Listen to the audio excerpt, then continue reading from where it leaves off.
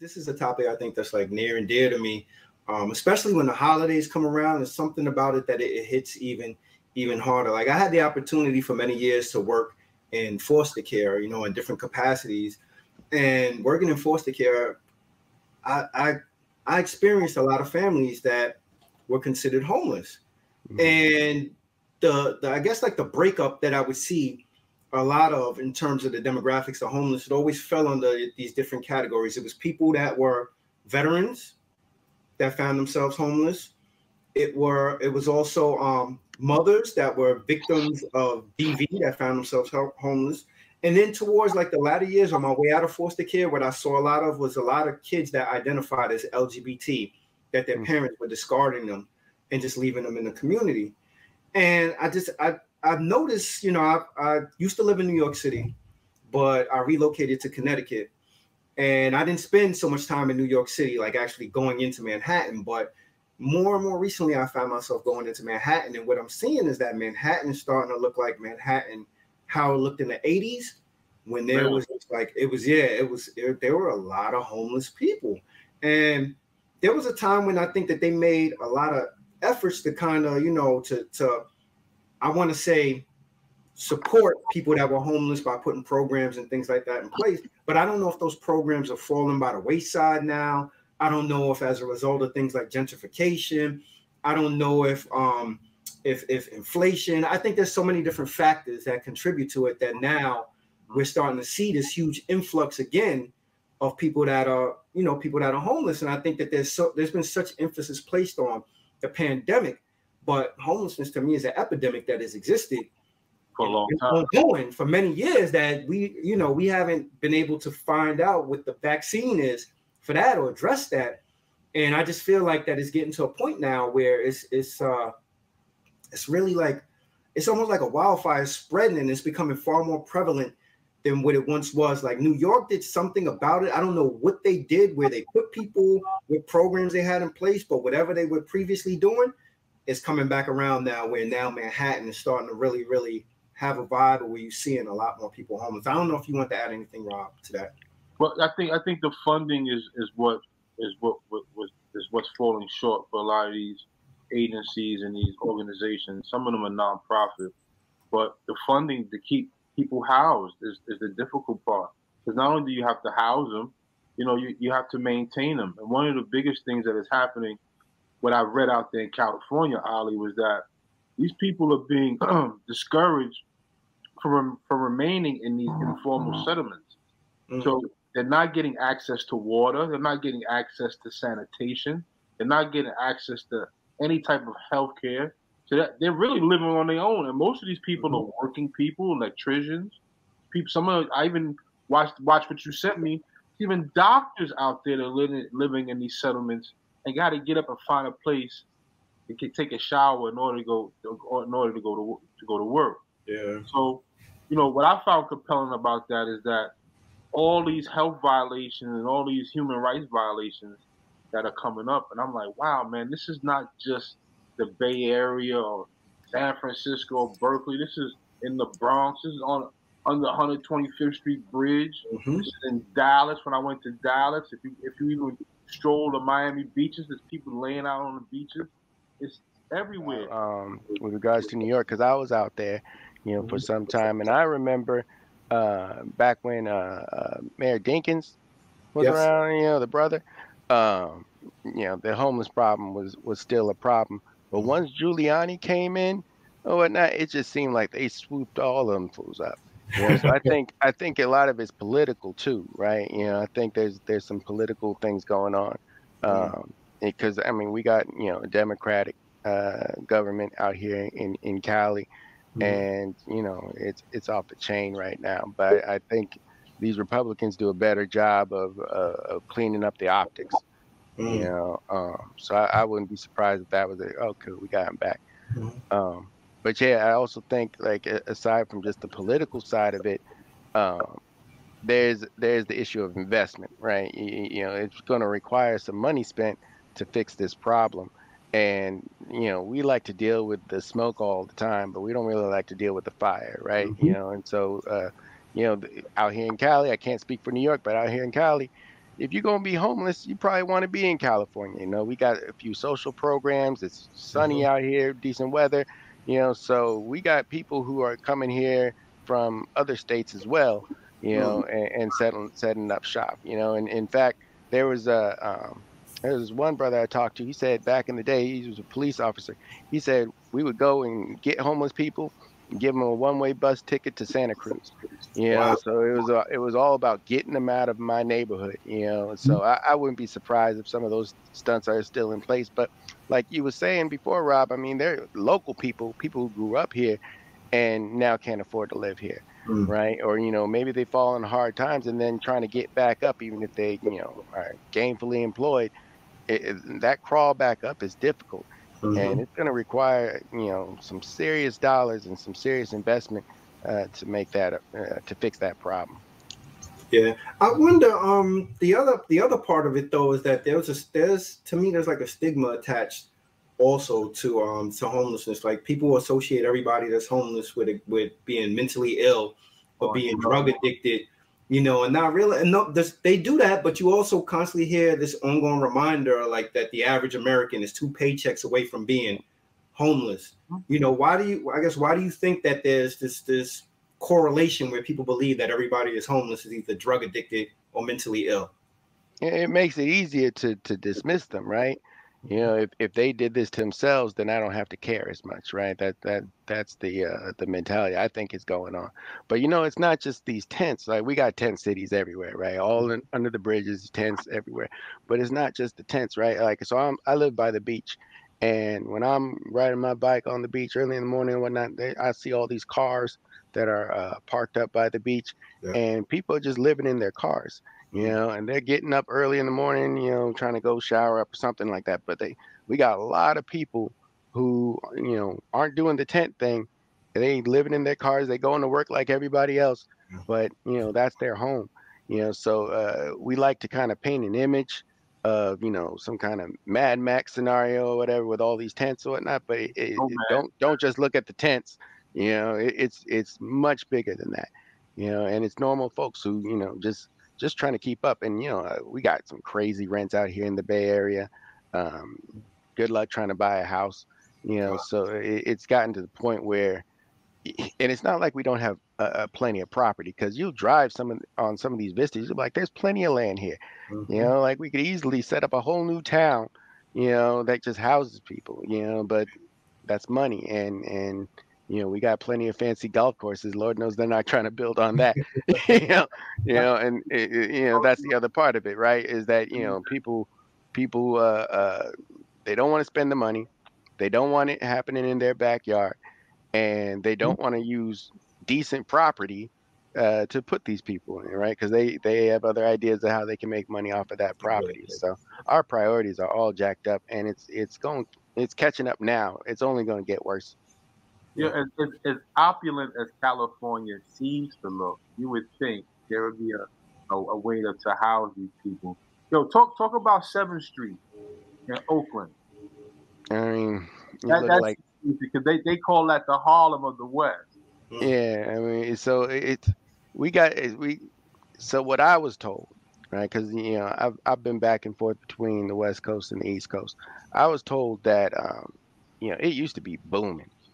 You know, and I was told that the highways, once those highways started really getting put in place and cutting off businesses, that's when you started to see the major decline. You know, and now you go down there. I mean, some parts look like Beirut. You know, you're like, this doesn't even look like this should be in the United States of America, at least as far as the image that the U.S. puts out. But it's descended. Is it the question is it gentrification? Because many of the people that are out there homeless are people that have been divorced. People that just lost their jobs. Now, I mean, losing your job is pretty broad. You might have fucked up and got fired. I mean, not necessarily. You know what I'm saying? Like, it was changing of guards or changing of employers that left you out of the cold, like how the pandemic did. It put a lot of people out. But it's a serious situation, man, when you have people, you know. So you think if you're divorced, your woman gets everything, you got shit. And now what? There's no backup plan. You spent 30 years with this woman, 20-something years, or maybe even 10, 5 years, and it didn't work. You know, what I always try to encourage people is you have to take care of yourself, man. You always have to have a backup plan for you. Mm. And at least have the mindset that if things do go to the left, you can pick yourself up from your bootstraps and keep it moving. You know what I mean? And not have to succumb so much to the ills and wills of the world. Because if you left in that environment, there's no telling what you'll come across in your life, man. And it looks pretty crazy out there, for real, man. Yo, Rob, you made a good point, because I was also thinking about like just how I think there's also this perception that if a man is homeless, then a man is a bum, right? But if a woman is homeless, then it's almost like she's a victim, in her circle. It almost feels like if you're homeless and you're a man, it's far more difficult to actually get to a place where you can have some kind of housing, even if it's temporary housing, supportive housing, or anything like that. And I think that this goes back to what the belief is around it, that, if you're a healthy man, you should be out working, kind of thing. Right. And I honestly, if you got a mind, and we talk about imagination here all the time, man. If you can get your mind right, and you got a mind, you can get to where you need to go. Honestly, you don't have to be in any situation you don't want to be. You know what I mean? That's first and foremost. Now, there's a lot of people that may have health issues. I think there was one story of a man got hit by a drunk driver. Mm. He got addicted to painkillers, and then he was in a coma for 10 months. And how does that work for you when you come out of a coma? What do you have left? What do you even remember outside of the accident? And how do you get your life back in order, like in that instance? There's another story where a lady, all she had was a miscarriage. Took a couple of days off. She couldn't return back to work. Wow. Now she's been on the street for the last 2 days. And people have been out there for 20 years. Yep. Yeah. Or more. Just trying to get by like everybody else. And that's one of America's little bumps in the rug that we keep tripping over, is homelessness and food insecurity. That too, and people starving and people out there hungry, which I think is an easy fix, man. But we got to do it collectively. We can't just allow agencies and government funding to do it. We got to go out there as people individually. Like, I know when I lived in Baltimore, I didn't mind taking some coats that I had in the closet that I know I ain't wearing and drop them right off at the corner of the block. Mm-hmm. You know what I'm saying? With a pair of boots, some socks. Ain't nothing for me to go buy a 6-pack, a pair of socks, and give it to somebody who's out there. He ain't got no socks on. Right. That's it, bro. That's how I feel about that. I think we got to remember, like, the goal was never to empower us, right? From the on the part of this government, right? It's particularly black men. That was never the goal. In fact, they have very tangible goals around us being in a compromised position. Whether it's the prison industrial complex or just the desire on the part of this establishment to not see us rise up en masse, right? So I think yes, you as a man, as a healthy man, you should be able to figure something out, but understand you're still under attack, right? Mm-hmm. Like I don't want that message to get convoluted, because these traps out here are real, and it just seems like there's landmines everywhere designed for you and me, so that we cannot be in a position where we can empower our community. In fact, the matter is, if they really wanted to fix this, they would. The only reason they're even talking about it right now is because it's so in people's faces. Right. I got a coworker, right? They can't deny it now. And it's affecting their property values. I got a coworker who just bought a house with her husband, and she was kind of complaining that hey, right down the street there's some homeless people post up, bringing down the property value. I was like, yeah, that stuff needs to be dealt with. you know, and you know, maybe this is kind of like the whole, you know, no justice, no peace, you know, that the homeless community is taking upon it, where it's like, hey, we know y'all don't care about us. Mm-hmm. We know y'all not doing anything for us. So you know what? Now we're not asking. We're just going to set up shop wherever we see fit, you know, and now you're going to have to leverage your resources to try to move us. And even then, we're going to be right back there tomorrow, you know. And so, I mean, I heard we had this one situation by a Home Depot where the whole parking lot just became an encampment, you know, and you had some of these wealthy folks coming down trying to offer cash money to get these people to leave and go somewhere else, you know. And at this point, they're emboldened. They're like, no, we're not going anywhere, you know. And so that was a big issue, and you know, it's still there, you know. So they only care about it when when it's affecting their dollar, you know, when it's affecting their livelihood, you know. But you know, otherwise they don't care, and they're not trying to care, because frankly that means that they're doing their job, you know, and making sure that, you know, only a few people are going to be able to be here comfortably. Now, Classism, backfiring.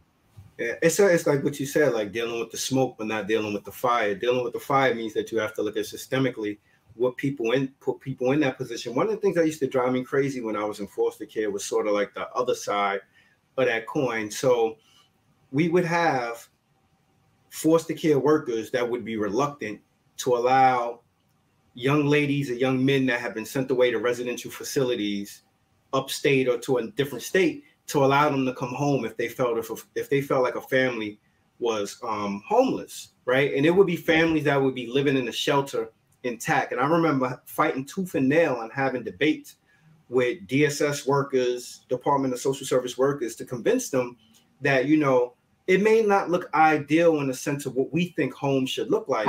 It may not look like our home, but there, you know, truth be told, there are families that live together in the shelter. So the only way that they were able to ever begin to accept it is they started thinking about the money that they paid for these kids to be sent away to these residential facilities or state schools, and how much money they were spending on that versus allowing the kid to actually come home and live with their family in a shelter setting. And I think what happens around stuff like that is I think that we become, you know, like either we haven't figured out exactly what the right stance or right position to take on it, or what the right fix is, in a sense of like either people turn a blind eye to it, or they become overly apologetic or overly sensitive to it, rather than actually asking the people, like, what is it that you need to help you in this situation? And I think that that's one of the issues that I have with government programming. Like, government programs are a lot of times they're built around with people with think tanks or people who have organizations think is what actually is best for the individuals, rather than really enlisting the help of the individuals so much, you know, because there are individuals that they, you know, they have these things going on. And it's just not only a matter of saying, okay, we moved you out the way, we put you in a hotel. We moved you out the way, we put you in the shelter. We did this, we did that. Like there are other things there, you know, there may be substance abuse, there may be mental illness. There may be also familiar things there, right? Like a lot of homelessness comes also by way of family support. People not necessarily having family in place to be supportive of them when they fall on hard times. It may be a piece that involves financial literacy. I think there's so many other elements that come into play with this that people are looking at a very granular scale and just saying the person is homeless, put them in a house. But if you're homeless and I put you a place to live, but you don't have the financial resources to maintain that place, you don't have your mental health is not in check to be able to sustain that place, you know, to me, it becomes cyclical. And then before you know it, people are back in the same position. So I think that there needs to be more time put into actually doing like some exploration around what are the services. And I don't want to say that they haven't got some level of handle on it or some level of understanding, but I think that they need to be a little bit more open to what other potential services need to be in place to help people actually sustain housing when you do get them in housing. Because I think it's just bigger. I think it's easy to look and think it's a quick fix, but it's a bigger issue than just putting a person in a house or putting a person in an apartment. You know, people have the right to life, housing, health, water, and sanitation. It's a universal right. It means everywhere on the fucking planet, you deserve to have some place to live, and your pursuit, I guess, of happiness or whatever it is that you want to do, have that right.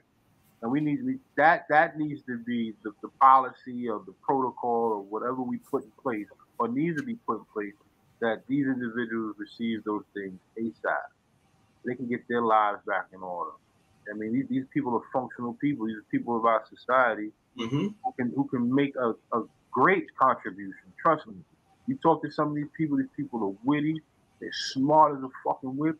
They know a lot of shit. I mean, I've learned some of the best information from someone who just needed me to buy him a cup of coffee. You sit and have a conversation with him. People are like, what the fuck are you doing out here? But that's the situation. The circumstance, yeah. So, the divorcee, or you know what I'm saying, he just fell on hard times, or you come home from the service. You come home from the service and life's changed. One of them things I still look at that, the thing we talked about last show about the United States being found guilty on 5 counts of genocide, and that situation it rolls right into homelessness, man. You know what I mean? Because how are you supposed to live when you don't have no roof over your head? That's not even comfortable being outside. Even if you're in opulent California, where the weather is pretty much good 10 months out of the year, the only time it's bad is your rainy season. What's that? January, February? It's just raining, something like that. You might get a little sprinkles of snow in the mountains, but that's about it. Right. That's really the extent of it. I mean, I think a part of it's control, though, too, right? Like, so, go back to Shannon's point where he's talking about, working with, these different organizations.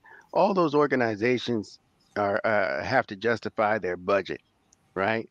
And so they have a checklist of the things that they've agreed to with the people who are providing the funds, as far as, okay, this is the checklist that we are going to use to determine whether or not we're successful, right? With a particular homeless person, or determine whether or not they are eligible to be in whatever programs we're having. So it's very stringent, who they can even help based off of this generic list. There's no the human element, right? Which would allow for more flexibility in how you help people.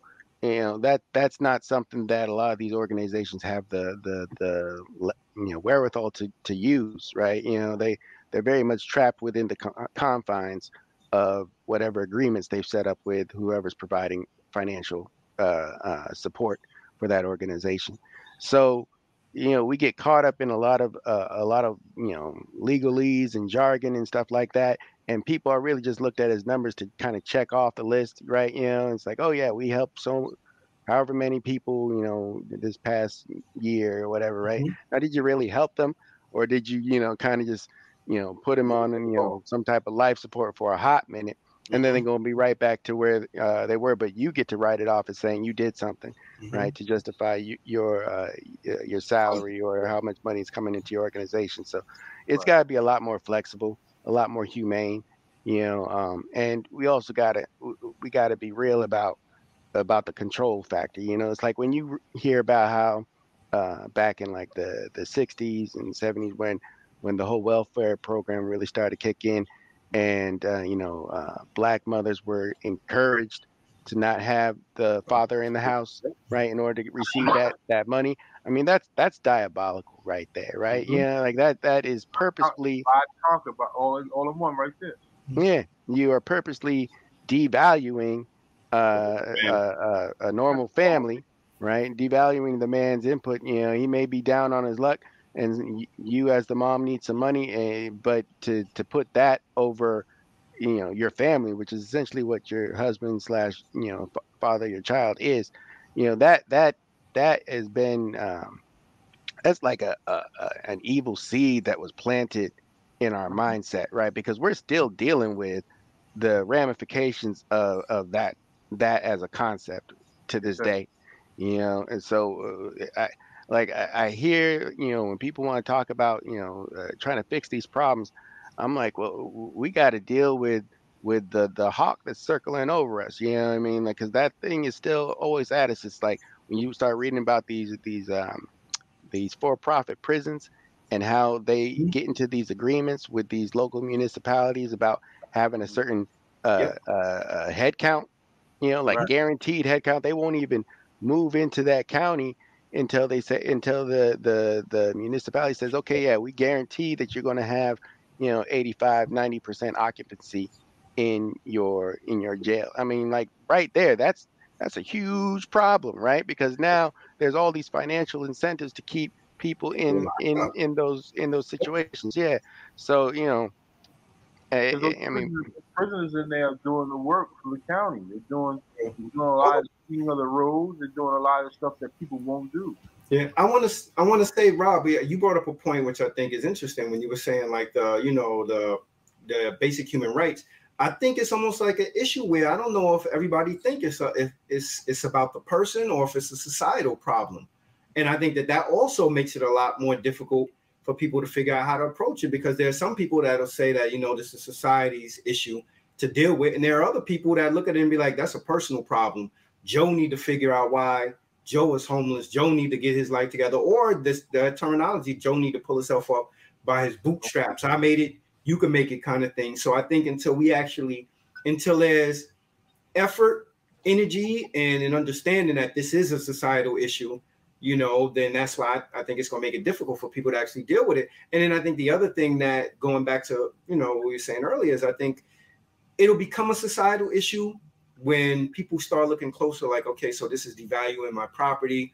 This is, the optics of it is not good. I don't want them by my school. I don't want them living in my neighborhood. Whatever it is, that's when I think it becomes society problem, and then they sweep it and move it away.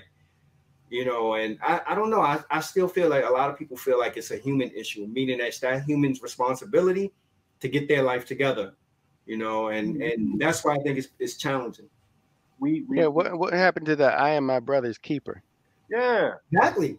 We can spend money on building casinos and golf courses and all of this entertainment that we're doing. We can carve out a part of land to put 50,000 people at a concert. That same area can store a 30-story building.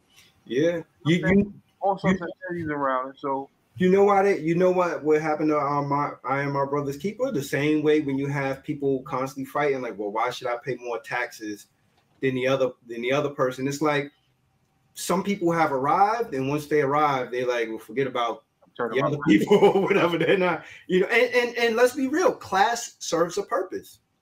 Class serves a purpose. It's a construct that people want in place to help themselves feel better about their circumstance. Like there's somebody that is not far removed from the guy that's homeless. There are plenty of people, if we, to go back to what we said, if people are 2 paychecks away from being homeless, that means there are many people that could be in that circumstance if, the pandemic came back around and they locked down and jobs started letting people go.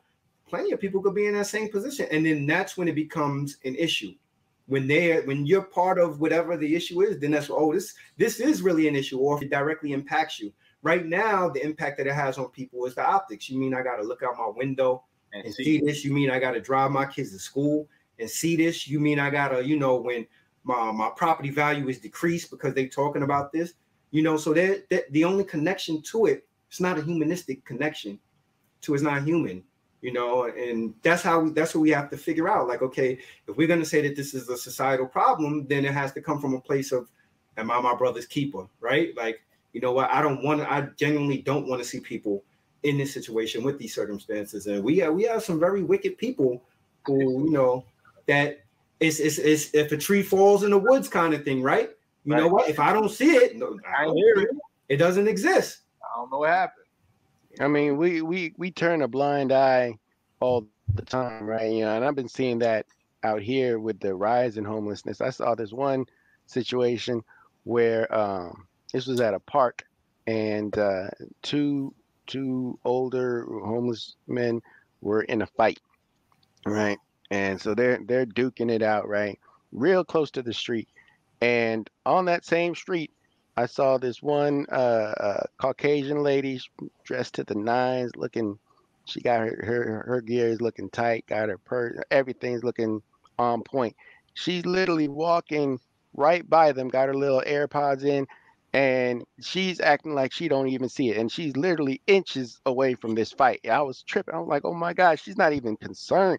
Like, she's just walking like they literally don't exist. And so that psychology of just, I don't see it, you know what I mean, is so deep.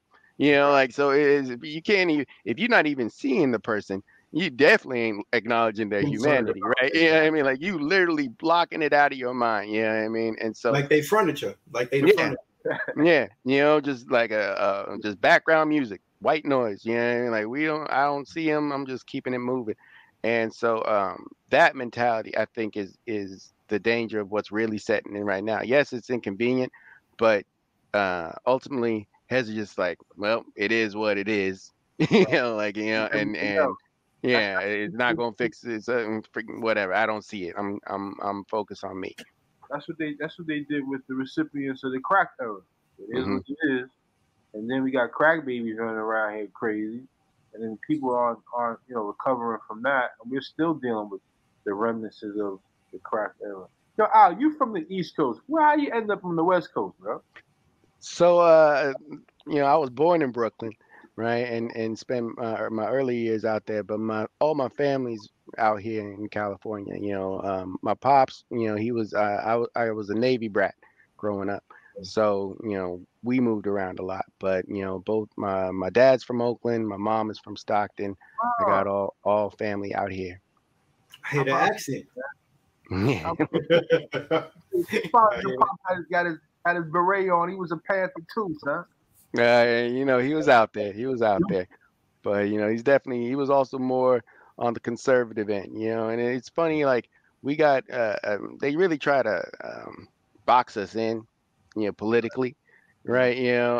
And I think we're starting to see more of a branching out now, Yeah. just because we've seen, what the blind loyalty has got us, which ain't much, Very much. but yeah, man, all my roots are out here, to the extent that they can be. I mean, really, it goes back to, my grandma's generation who made the trek out west, from Arkansas, or Mm. Texas or Louisiana. That's how a lot of the black people who are from Cali got to be from Cali.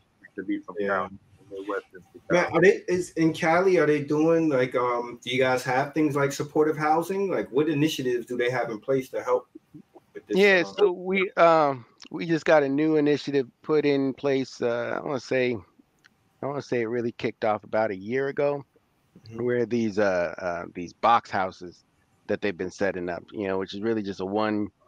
It's like a shed, Yeah. and so like I think they even call it like tough sheds or something along those lines. And so they're starting to build those out. They got 50 in place, but I mean, that's a drop in a bucket, right? There needs to be a whole lot more done. Just And San Francisco with 7,000 people without permanent. yeah, and to be honest, a lot of the people who you talk to who are homeless, they're not necessarily wanting to be placed in those houses, because those Okay. houses, to get into those houses, you gotta fit certain things on that checklist that Mhm. we were talking about before, right? You know what I mean? So, people want to be able to come and go as they want to come and go, Yeah. right? They still want to have their freedom. And so they can look at them like, nah, I'm not interested in that, so we got to make a better offer, as opposed to sticking somebody in a shed for a month, you know what I Right. mean, and putting all these conditions on them even having access to that, right? And so I know there are discussions happening, in our city councils, and there are people who are trying to really make stuff happen, but until you get them dollars behind it, because I'm even seeing nonprofit organizations setting up their own versions of those sheds, saying, okay, well, with us, you don't have to do, all the things that the city may be Yeah. saying you have to do, so there's good groups out here really trying to tackle that problem, or at least come up with some prototype ideas. But until you get them dollars to really go en masse, and until you really engage with the community, Right. the homeless community, and say, well, what do you really want? Right? Like, how can we really make this work? Yep. As opposed to dictating to you as far as what you're going to do. Even that's dehumanizing, right? So we got a long way to go, man. Yeah. Yeah. We find conveniently ways to co-opt other people's movement and make it more about ourselves than it is actually about them. Another thing I hear a lot about is that people are reluctant to go to shelters because of the safety element of it. And like you said, like a lot of the restrictions that's associated with it, people are like, I don't want to go in the shelter because if I go in the shelter, the possessions that I have that I feel are prized possessions, I run the risk of people stealing from me. You hear people talk about like rampant drug use in the shelters also. So I get like the premise would be when you start talking about Maslow's hierarchy and, the first need is to have, like you said, about food, water, shelter, those things that they would say, okay, so let's put a shelter in place and give people the opportunity to go to the shelter. But I also think, again, like we have to step back and ask people what they really want. Like there are people you see people that's homeless and people automatically assume because they're homeless, they hungry. Like, oh, you hungry? No, it's really, we have to figure out a way to have a conversation, a real conversation with people that are actually, dealing with this, and then let them determine like these are what the services are that I need to be successful. If not, we just gonna keep throwing, even because we talking about like the funding, but if we do get the money and we throw the money behind the same things that haven't worked in the past, it's just wasting the dollars. Yeah, you need boots on the ground, man. You need some front page soldiers, some people that are right up in it, pretty much, and communicating with these people to find out what are they real needs. Because some of them may already probably found a way to cook and feed themselves. They probably just need shelter. I can guarantee the way heart disease and high blood pressure and all these things that are affecting our community is probably 10 times worse on them. Like what are the, I hate to say it, but what are the COVID numbers in those communities? You know what I'm saying? There's no community than that. I remember one of the biggest things in New York around homeless in New York was hepatitis. Just being around people who are unhealthy will make you unhealthy. You know what I mean? That's my biggest part. You know what I just thought would be, because I think we're thinking about this from the perspective of you need to have all this money to throw behind it. But I wouldn't be surprised if there were a couple of people that would come out and just say, you know what I just need from you? I need you to help me get with first month's rent, insecurity, and broker's fee or whatever it is. And if you could get me in the place, I could sustain it. Because you think about the cost of rent right now, and you were saying in Cali, in New York City, a 2-bedroom may be $2,000. So for a person to actually move into an apartment, you're talking about $6,000. Not everybody got $6,000 tucked away. It may be somebody that, okay, once I get an apartment, I could get the $2,000 to pay my rent. But I think like even looking at a basic level like that, like there are people who just like, I just need the month's rent, security, and broker's fee to get in a place. I just need somebody to help me repair my credit so I can actually qualify for an apartment. I just need a broker that's going to link me with landlords that take the program that I may be eligible for.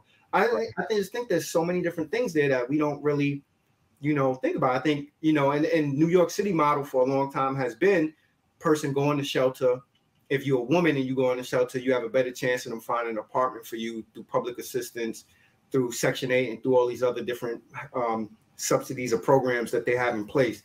For a man, rarely do men want to go in the shelter, so for a man, that process is much longer.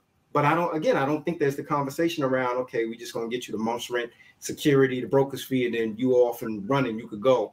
I don't know how much it costs to fund, and I'm in a not-for-profit sector. I don't know how much it costs to fund a shelter per person, put one person to bed, but I'm guessing it's probably pretty expensive, even though the quality of the shelter may not look like it is. You think from the standpoint of if we took that money that we were using to pay for that person to stay in that bed that's chronically homeless for extended periods of time for months and apply that to actually, okay, so this money is now going to go to whatever wraparound service you need to support you into getting into a place or whatever it is you need. I would imagine that'd probably be cheaper than funding the shelter. Well, so I mean, there's a couple of things there, right? I don't know the numbers between, a scenario like what you're talking about versus, some drug abuse or mental illness. I don't know where the numbers differentiate, who can integrate properly back into society and who's going to require some more special attention. But I will tell you this, that one of the things that the people in these encampments will talk about is how much they value their community. Like those communities are organic, right? And they really take on a village kind of mentality, right? And so that's another reason why some of these folks aren't inclined to be taken out of that and put into an isolated situation, right? Because their fellow peers in that situation are their support group. The camaraderie amongst each other, man. Right.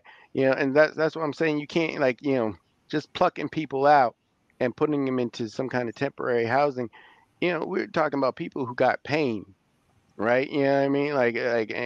And not like the physical pain, but like inside they're going through stuff. They're missing certain things, right? And so, people need people, right? And people need community, right? And so you gotta take a real holistic approach to this. Yes, there's some people that you can, have an easier time segging back into, mainstream society, give them a couple leg up.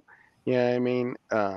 But when I'm out on these streets and God forbid I have an unfortunate interaction with somebody who's got some mental illness or drug addicted problems, I'm like, okay, yeah, that is real. You know what I mean? That's a real factor. And those encampments that are popping up over there, they're not popping up because they're not working, right? They're popping up because that is something that those people are feeling like, hey, this ain't the best, but it's something, and it's better than what the state is offering me. So we got to remember that people have, I don't want to say they chose to be in the encampment, but when given the options, they're preferring that. Over there. Yeah.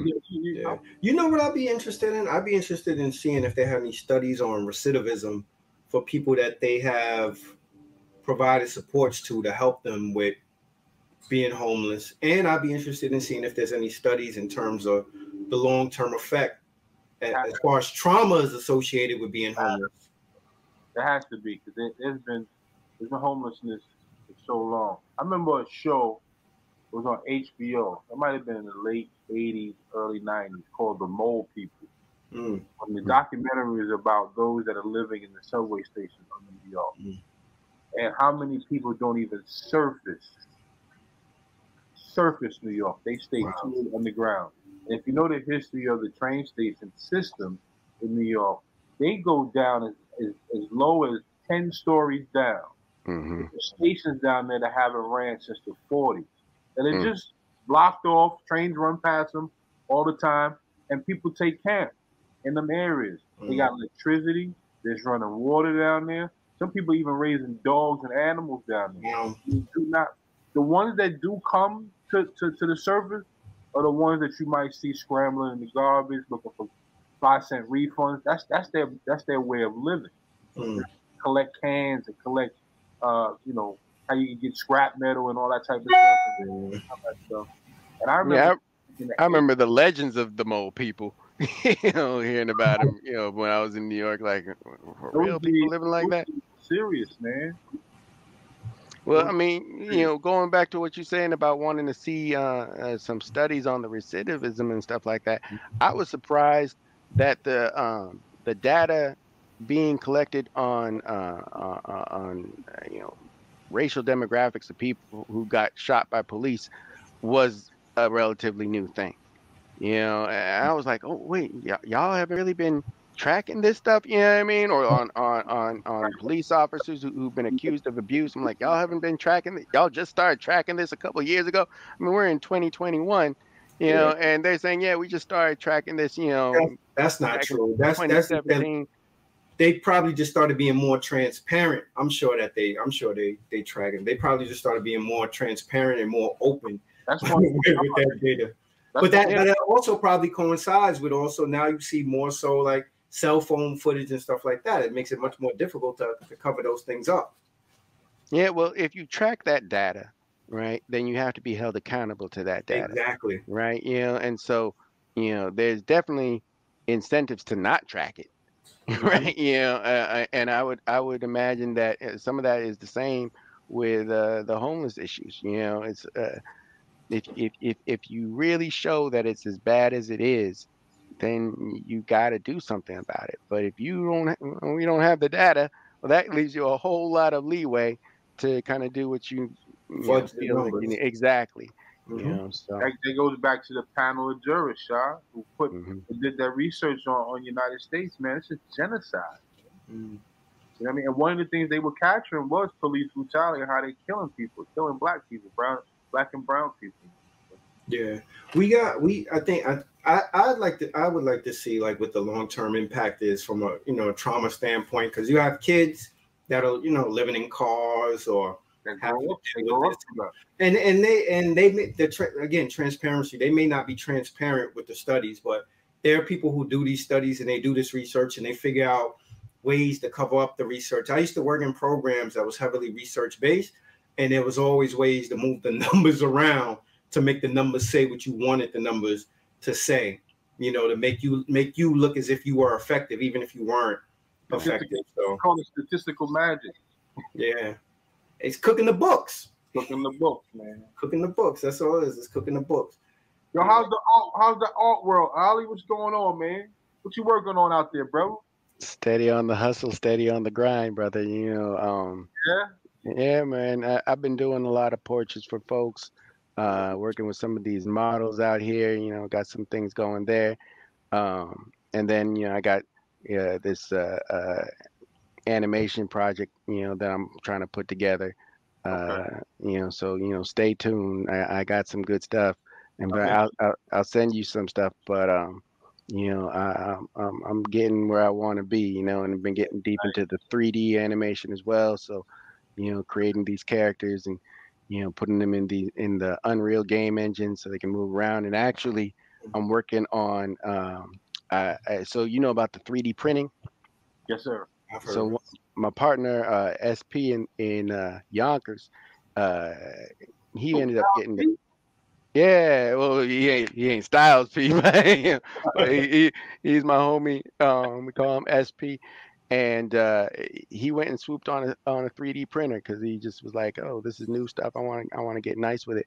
So I was able to send him some of a character I made in a 3D program, and he was able to print me out a statue of that character. So yeah. So now, in fact, I got that dude right here. I'm putting him to the camera. This dude I made. Yeah. So now I'm working. What's your best piece in your portfolio? I know you got a lot of stuff, man. But what's Oliver's sick? This is my shit right here. What's that piece right there? I mean, I like the joint I did for you and Janelle. I thought that was a pretty nice one. I would say some of the portraits that I've done recently have really been exciting for me. And certainly down too, so the people can see what you know. Yeah, man.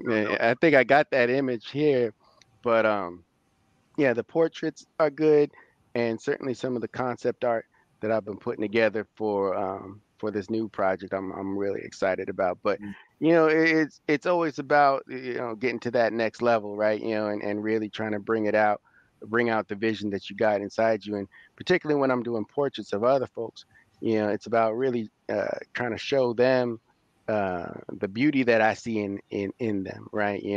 And bringing that out to the forefront, and so it's a never-ending journey of trying to one up yourself and really trying to get that reaction out of the person that you're drawing. That's like, oh, yo, you really you got it, like, and thank you for this, That's visual communication, man. Yeah. You can see visually what someone is kind of what's coming out of them, and you can pull that stuff out.